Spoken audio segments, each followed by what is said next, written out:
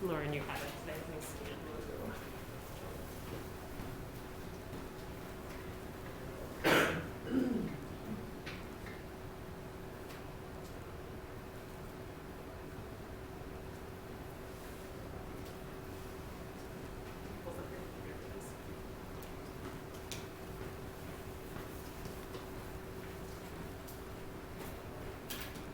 If you have a question, we can always talk about it in the air, okay? But I can grab that in a second.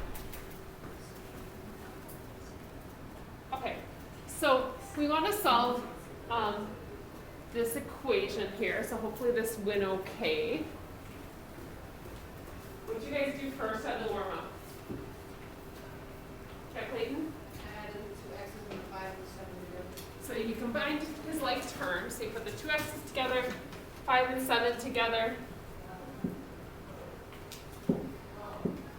So x and x is 2x, like he said. And then 5 and 7 is going to give us 12. So this pretty quickly becomes you need notes. A two-step equation here. So I'm going to move that 12 over.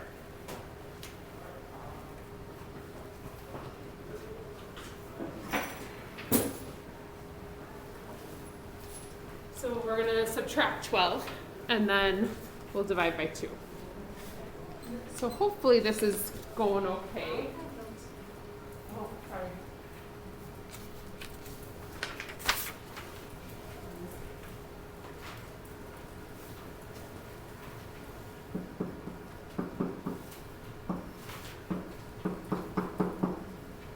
And then we divide by 2 to find out x would have to be 4. All right, so we're going to take it up a notch today here with a little bit tougher equation. This is kind of some of the tougher linear equations we'll do this year, but we're going to use these throughout the whole year. So kind of being comfortable with this. Like I said, the geometry students that I work with, my other hours of the day, they use these solving equations all the time, so making sure you're comfortable with them. So we're using the same steps as yesterday. We're just adding the steps A and B. So hopefully you guys notice, Lauren there. Hopefully you notice now there's a little bit, the heading gives it away. What makes these tougher is now there's variables on both sides. So now not only is there a variable on the left side, there's also one on the right side. So that extra step is going to require that we have like just another like layer to add to this. So we're still going to distribute first.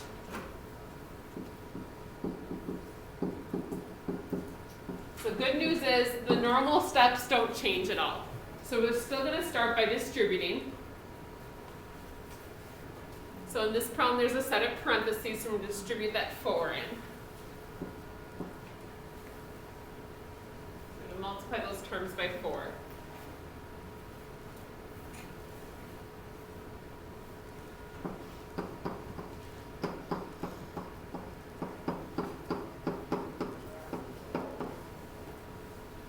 So if you recall from yesterday, our second step was combine like terms. And we're still going to do that, but this is where I'm going to add those extra little steps.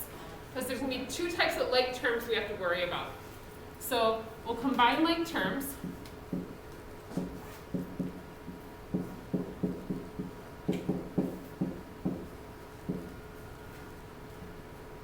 And what I'm going to suggest you do is our step A that's different, well, it's not really different, is what we want to do is we want to first combine like terms on each side of the equal sign. So I'm going to look at the left side and look at the right side separately.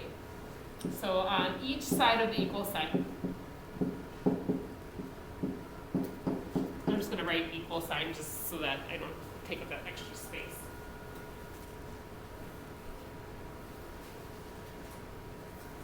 So what can I combine together on the left side? What can go together on the left side? Yeah, go ahead, Lucas. Oh yeah, my voice doesn't work. 1C and 4C. Yeah, the 1C and 4C gets to go together. So that's going to be 5C. How about the right side? Trista, go ahead. Plus -6 and 4. Yeah, so this 4 and the negative 6 get to go together. And so that's going to be what? -2. Negative 2. So we're going to have 7c minus 2, or negative 2 plus 7c, it doesn't really matter. Now this is our new step. The issue is we have variables on each side. I would suggest bringing the variables all to one side. So I'm going to choose to either move the 5c or the 7c to the other side of the equal sign. So we're going to move the variables to one side.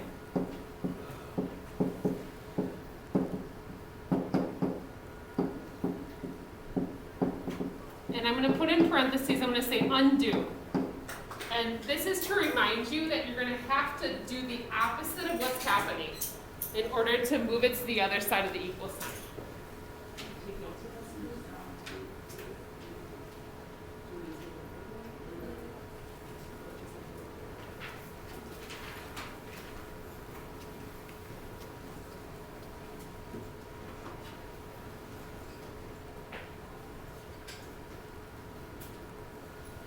So I typically will tell you guys to move the smaller variable. So between 5c and 7c, I would prefer to move the 5 because I'd like it to be a positive variable if I could.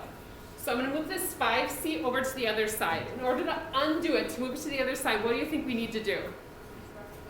Yeah, you have to take it away. So you have to do the opposite of it because I want to move it to the other side. So to undo that, I'm going to subtract 5c. So this is kind of our new step today that we haven't had to do yet. So we're moving that 5c over to the other side of the equal sign. And if you're like, well, this is a little bit weird, we're going to do a lot more of this, so know that, kind of follow along with us for right now. This is good because 5c minus 5c is no c, so that cancels. I'm left with 8 equals. The 7c minus 5c is 2c. Yeah, and now this becomes like second nature. I'm hoping this part, once we get to this spot, I hope you're like, oh, this is good. I know this now. This is now a two-step equation. So we're going to add or subtract, and it's almost hard to like even pause and slow down if you're doing well with this. So we're going to add or subtract, and then multiply or divide.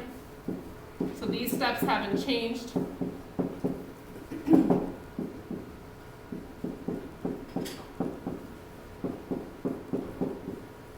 Simplify your answer. So those steps are kind of hopefully becoming a little bit more second nature.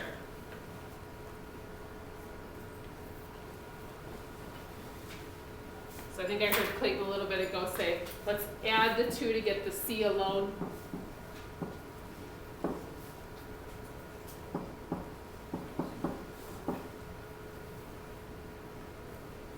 And then to get c alone, it's being multiplied by 2, so we're going to divide by 2. So 10 divided by 2 is 5, so I want to remember to write c equals 5.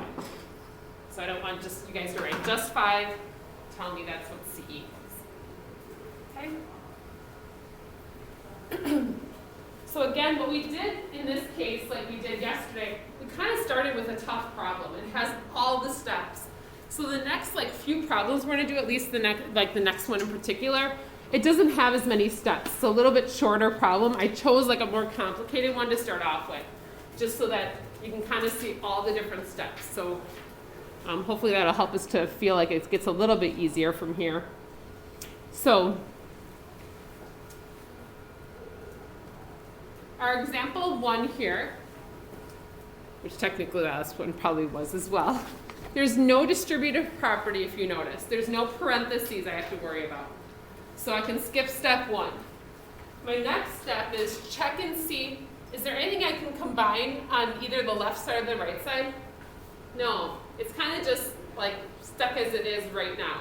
But if you notice, we have those variables on 2 different sides. And I mentioned it, I didn't write it down, but I said, I like to move the smaller variable. Like the smaller coefficient. Which one would be smaller in this case? The x. I heard both answers. Think about the value of those coefficients. So this one's a 1, right? What's the coefficient on the other x? -2. -2. Which number is bigger? The The 1 is actually bigger. So I would prefer to move the -2x. Now, if you don't follow that rule, this will be perfectly fine. This is just a little trick to kind of avoid extra negatives if you don't want to work with negatives. So I would prefer to move this -2 over. But if you move the 1, it'll also work. So I'm going to add 2x to each side because now I have a positive coefficient rather than working with a -1. If you subtract the x, you'll end up with a -3, and we'll have positive. So this cancels. So 1x and 2x is 3x. And again, that rule, like that you have to move the smaller variable, isn't required. It's just kind of a nice suggestion.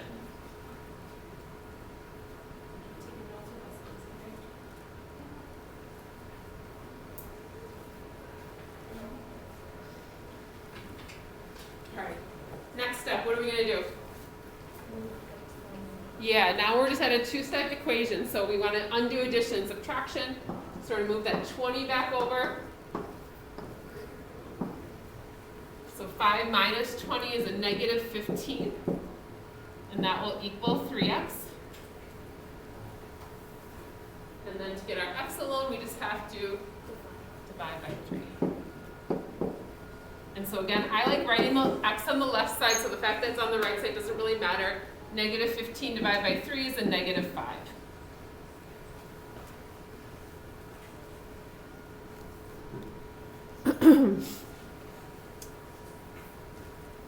So now looking at example 2 here, I notice there's parentheses, so I'm going to get rid of that first. So we're going to distribute the 2 in first.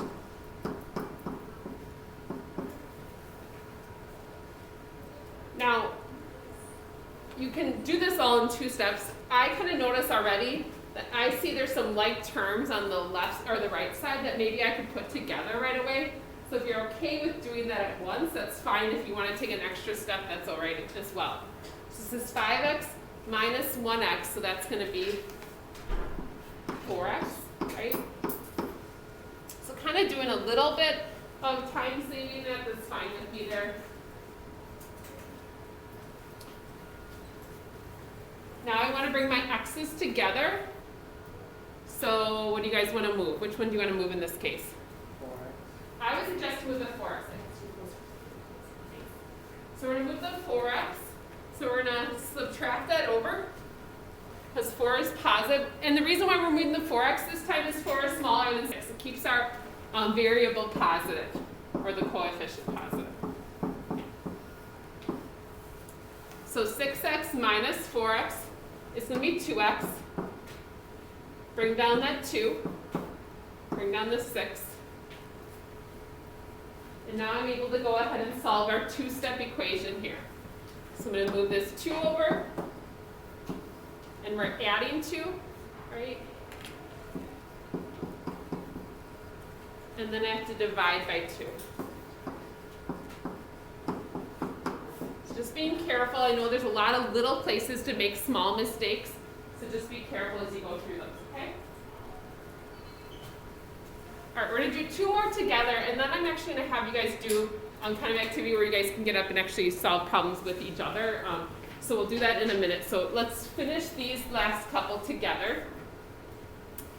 So in example 3, we have distributive property, but we have it twice. Now we had one like this yesterday where we're taking yesterday we were taking half of something. Taking a third of something, in this case, really isn't too bad because those are both divisible by 3. So we're taking a third of 18. What do we get? 6. A third of 12x. 4x. So a lot of times fractions in these problems, I mean, when you're in algebra 1, you're not in algebra 2 at this point. So we're like, it's okay that a lot of times the fractions end up working out to be pretty nice. Or I try to avoid the ones that are terrible like that. Distribute that 6 in.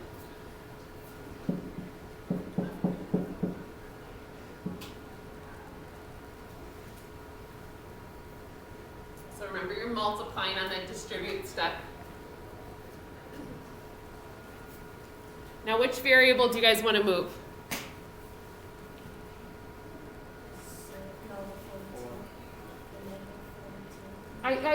That sounds like a constant. That's not a variable. I kind of move the variable first. You can move the 42, it would work. But I kind of move the 4x. Now, so what Tristan suggested is moving the 42. That works just fine.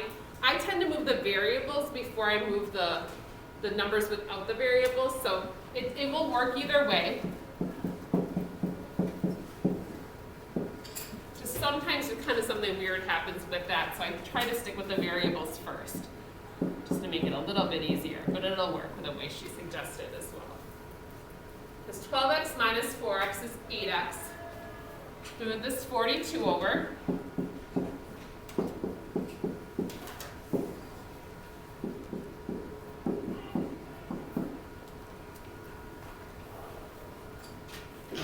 Bless you. So I find out x is going to be 6, right?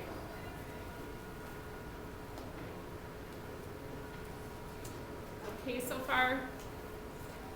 All right, if you guys want to start the next one, I'll put you a step ahead of me if you want.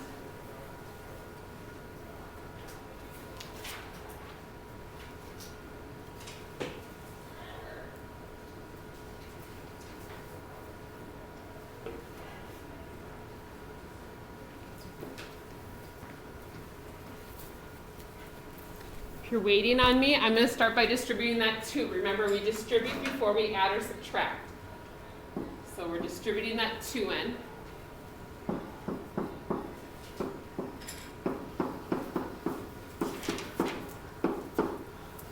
I'm going to warn you guys, this is a little bit of a tough one.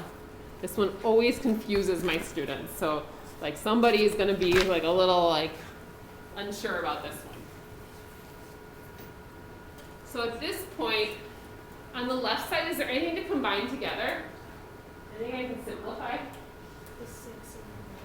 The 6 and 1 I can simplify.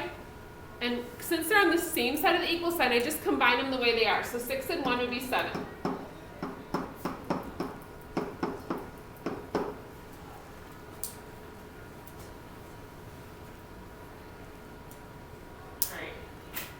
Our next step, which variable do you guys want to move?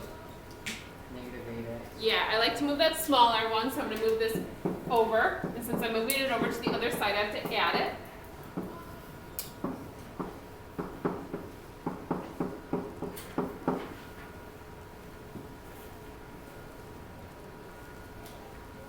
This is where it starts to get a little weird, where you're kind of wondering what's going on here. Maybe.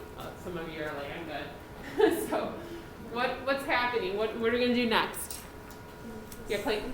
Take away 7 from both sides, so I'll make x equal 0. Yeah, so we take away 7 to get that x alone.